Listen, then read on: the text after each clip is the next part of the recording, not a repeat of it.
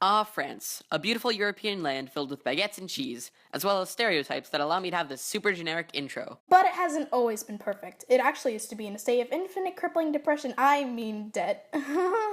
That's right, folks. France was a nation of poverty and... Okay, are you guys done with the terrible voice acting yet?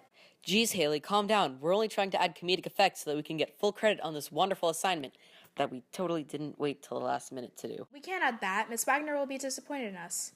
By now she knows us well enough. I'd say the jig is up. Okay, guys, you know we're being graded on content, right? So let's get on with the show.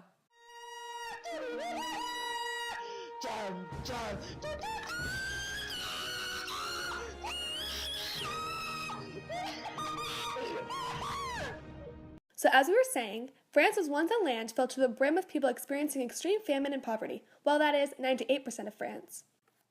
97. Hey, you shut your... Settle down, Hailey, settle down. If you're wondering what the other 3% were, they're probably off somewhere not paying their taxes. Slackers. Like you're any better. Okay, lay off you two. As I was saying, 3% of France was refusing to pay their taxes. This is because they're rich and really don't care about the common people. The ruler of France, King Louis XVI, and his wife, Marie Antoinette, lived lavishly as the people of France suffered. However, the people of France couldn't do much about their situation, as there was an unfair voting system in France at the time. But they got their chance when the king called for a meeting of all the estates, which was referred to as the Estates General.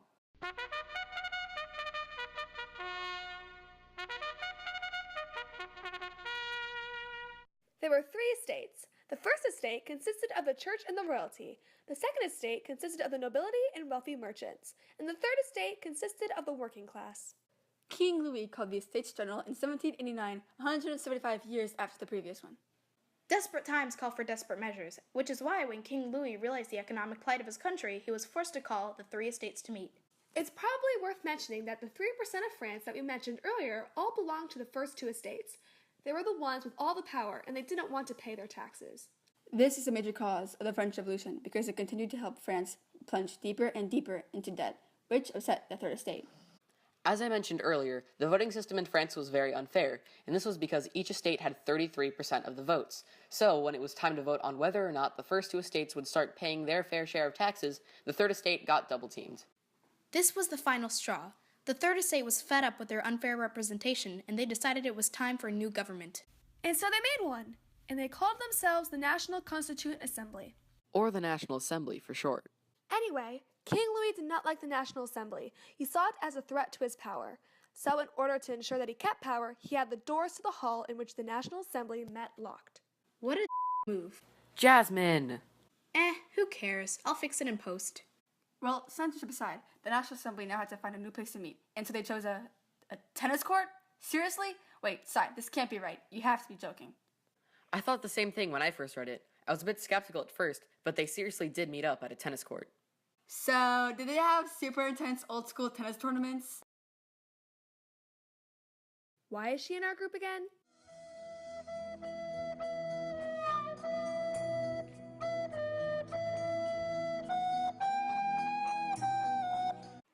Anyway, at this tennis court, they took an oath with an extremely original name, the Tennis Court Oath. This oath had all members of the National Assembly vow to not separate and to reassemble wherever circumstances require them to meet until the Constitution of the Kingdom is established. At this point, the first government of the revolution was officially established. Sadly, many of the members had rational fears of King Louis beginning the army to destroy their own new government. This led to many French citizens fleeing to Paris to support this new movement that supported the rights of the people. Violence ensued, and on July 14th, 1789, one of the first major actions of the revolution took place. Crowds of people in Paris stormed the Bastille in an attempt to arm themselves against the king's soldiers. All of the people defending the building were killed. This event was titled The Storming of the Bastille. Historians at the time were not very original in their names for these events, were they? About a month later, the National Assembly issued the August Decrees, a set of laws that ended feudalism in France and gave peasants and workers a lot more rights. Then on August 26, 1789, the Assembly issued the Declaration of the Rights of Man. It was basically the French people's way of ripping off the American Declaration of Independence. At this point, the revolution was getting pretty serious. King Louis XVI had been advised to flee France multiple times, but he believed it was wrong to abandon his country. But on June 20th, 1791, Louis and his family ended up attempting to flee to the royalist town of Montmedy, where they hoped to be greeted by Austrian troops that were sent by the Queen's family.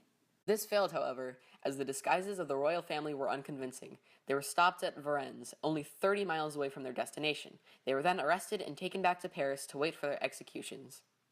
Now seems to be a fitting time to talk about the instability of the many forms of government that were in France from 1791 to 1799.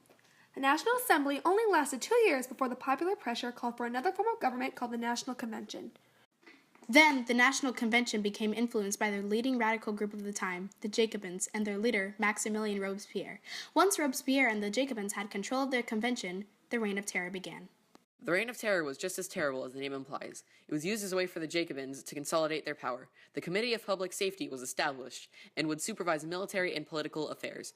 Their name was misleading, however, as it wasn't for the safety of the people as much as it was for the safety of the National Convention. Their main purpose was to wipe out anyone who was thought to be counter-revolutionary, but to them there wasn't much of an innocent until proven guilty policy. This can be seen from an incident that took place in September of 1792, where 1,000 people were killed due to a massacre of prisoners.